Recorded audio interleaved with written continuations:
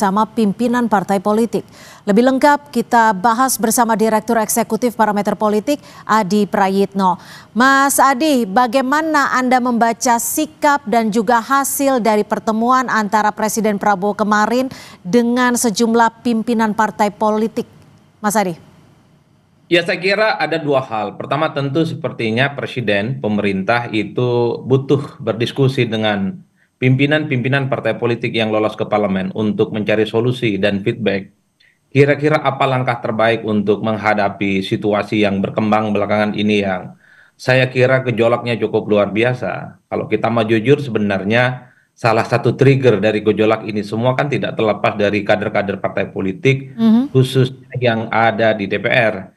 Jadi tidak mengherankan kalau kemudian kita menyaksikan secara terbuka ada sejumlah anggota DPR yang dinilai menjadi biang kegaduhan, menjadi biang kontroversi, itu kan dinonaktifkan oleh partai politik. Misalnya PAN itu menonaktifkan Eko Patrio dan Uya Kuya, Nasdem juga menonaktifkan Syahroni dan Napa Urbah, termasuk juga misalnya Adik Kadir, juga dinonaktifkan oleh Golkar. Ini tentu perlu dikomunikasikan secara signifikan. Kalau kita mau jujur sebenarnya, ini kan sebagai upaya untuk memadamkan api yang selama ini menjadi titik trigger bagaimana resistensi dan protes itu bermunculan.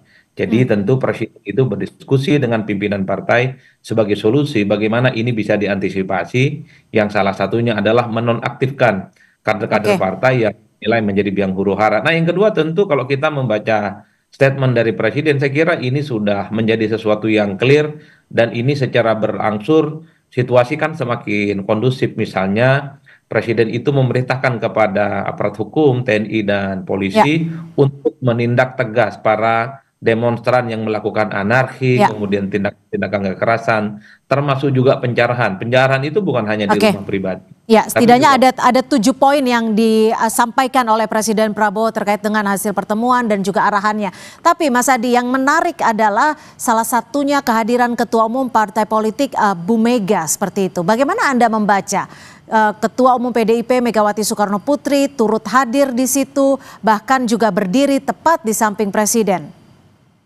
Ya, saya kira memang secara prinsip Prabowo Subianto ingin menegaskan kepada publik bahwa semua elit-elit kunci, termasuk ketua umum partai yang saat ini tidak berada di barisan pemerintah, itu siap bekerja sama gotong royong untuk menyelesaikan persoalan-persoalan kebangsaan. Bahkan PDIP sekalipun yang tidak menjadi bagian dari kekuasaan, ingin menjadi bagian dari menyelesaikan persoalan-persoalan ini.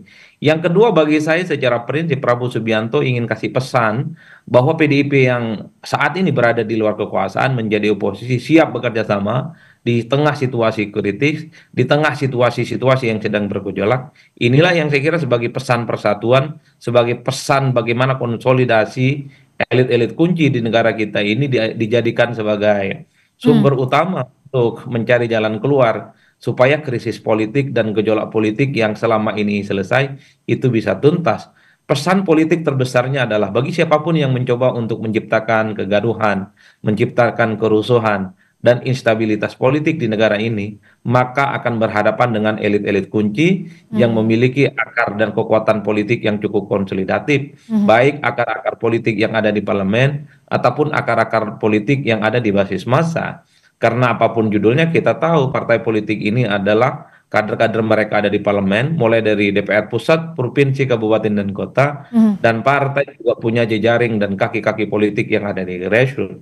Jadi pesan konsolidasi dan kerjasama politik inilah ingin diberikan kepada pihak-pihak yang selama ini ingin membuat kegaduhan, ingin membuat huru-hara, membuat instabilitas yang tidak terkendali. Baik, terima kasih Mas Adi Prayitno, Direktur Eksekutif Parameter Politik sudah berbagi perspektif di Kompas Petang sore ini. Terima kasih. Terima kasih, Intia.